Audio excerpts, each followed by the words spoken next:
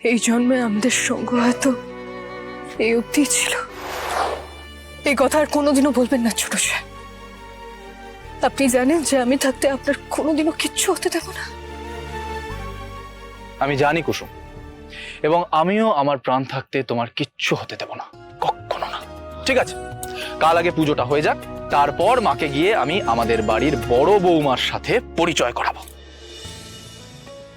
I promise.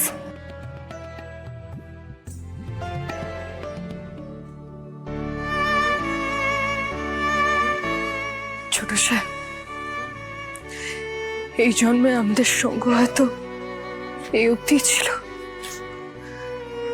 তবে আমাদের সম্পর্ক যদি সত্যি জন্ম জন্মান্তরের জন্য হয়, তবে পরের জন্মে আবার দেখা হবে, কথা দিলাম। আজই ডাউনলোড করুন আর এনজয় করুন আপনার পছন্দের শো।